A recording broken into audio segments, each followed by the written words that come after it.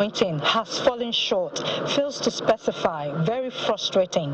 These are some of the words used to describe the text released Thursday morning by the COP presidency. Excellency. Developing countries contend that while it recognizes the need to prioritize grants, it remains silent on the critical scale of the new finance goal, instead shifting pressure onto the countries to mobilize more domestic resources. We state firmly that NCQG cannot be another US dollars 100 billion goal, which did not take into account the needs and priorities of all developing countries.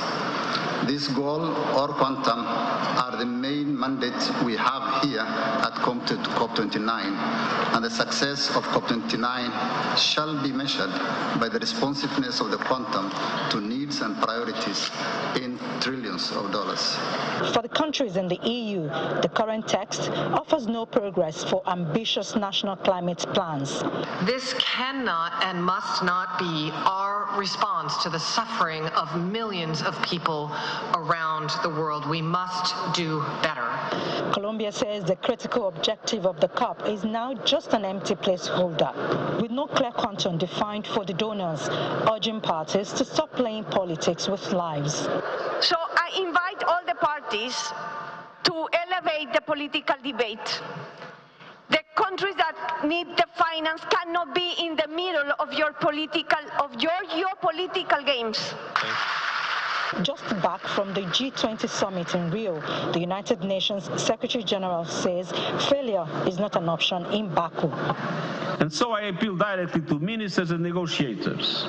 Soften hard lines, navigate the path through your differences, and keep your eyes on the bigger picture. Never forget what it is at stake. This is a COP to deliver justice in the face of climate catastrophe.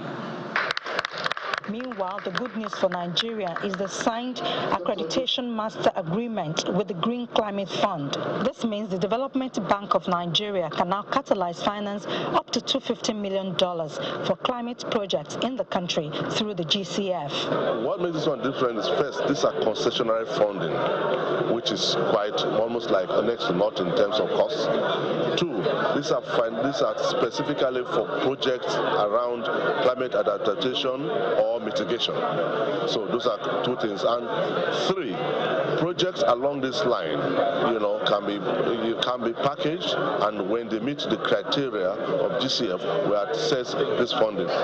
Last week, multilateral development banks announced a significant boost in climate finance for low and middle income countries. This will reach $120 billion a year by 2030, with another $65 billion mobilized from the private sector.